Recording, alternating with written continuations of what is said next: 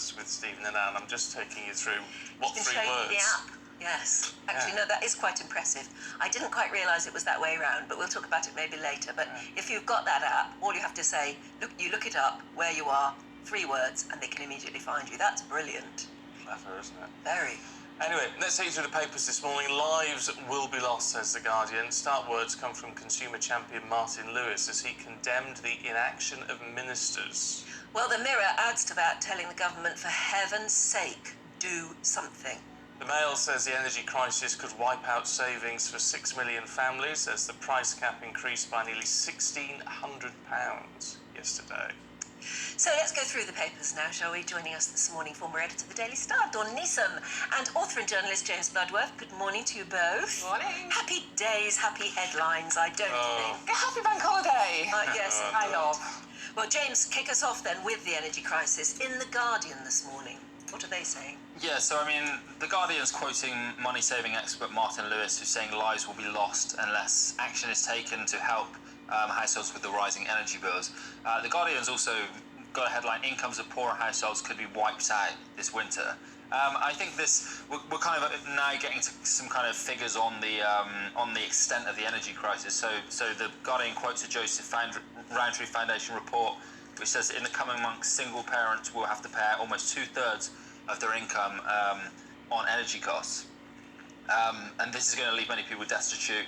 Bills are going to be around £2,200 higher than last year, and average bills are set to rise by £500 a month. Well, those on payment meters, it's going to be about £700 a month. I know they get charged a lot more. Yeah, it's really unfair. And it tends to be lower income households on the prepayment meters. I don't think it's an exaggeration because it seems quite a doom and gloom headline, but homelessness has increased by 11% this year already before the energy crisis. Rents have been rising since the end of the pandemic, and many people just will not be able to afford these energy bills, and it'll be a choice between paying for food or paying to heat their homes this winter. And let's really hope that we don't get a severely cold winter. Yeah, no, it's utterly, That's only a hope. depressing. Yeah, I mean, and that's just pot luck. Meanwhile, let's have a look at something totally different. Stop the world, I want to get off. Yes. Because in a few years' time, that might be the case. This is The Times, and this is about NASA's Orion spacecraft, which is supposedly, depending on the weather, obviously if it's raining a bit, it won't happen, taking off from Kennedy Space Center on Monday. It's £37 billion worth of gear we're sending up there. It's going to spend 42 days in space, and it is going to the dark side of the moon and then coming back again. It's unmanned. My favourite statement in this whole piece, lots of words on this, is from the mission controller, who goes, well, there is a high probability of a loss of mission. Yeah. So, wouldn't possibly want to be on it in any case. But it's a 1.3 million mile test mission, and it's preparing for sending humans back to the moon. And It's basically going to do an Apollo 8, isn't it? it's basically our new Apollo. That's what they're saying. But I mean, I was trying to avoid that because some people might not be old enough to remember that. Eight did a circle of 8 round it. It went round the Earth, Yeah. to the moon, round the moon, and back again. And it was the trial run in the same way. Yeah, absolutely. Apollo 11. Well, it's preparing for a colony on the moon. In theory, that we can then go on from the moon to explore Mars. It's called Artemis, which I like this line as well. It's called Artemis because that's Apollo's twin sister. Oh, Yeah, absolutely. Artemis. Yeah, as for in Greek mythology, obviously, and there's speculation that it could be the first woman on the moon. Yeah. Well, it will have to be this time. Won't it? Absolutely. Yeah. Would you In go fact, on? the crew would have to tick all sorts of politically correct boxes. They would be, wouldn't Yeah. they? Yeah, it's a diversity. Would I go? Oh, yes. Would my you? Goodness, I'd like a shot. Oh, I'm not sure. Yeah. Yeah, but It's you'd have to. interesting. If offered, you'd have to, wouldn't you? You couldn't say no. I'd be curious as to why they offered me, to be honest. Well, you never know. You never know. And a lot of people will probably be saying, why spend all this money? But they just will.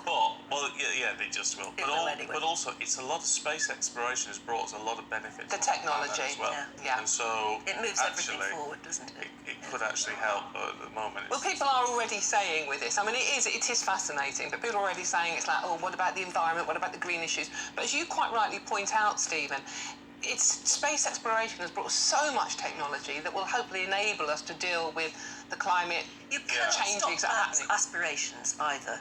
Even in the darkest and most dismal of times. I mean, some of the poorest countries on the planet now have space programs, don't Yes. they? Yeah. You can't stop man aspiring.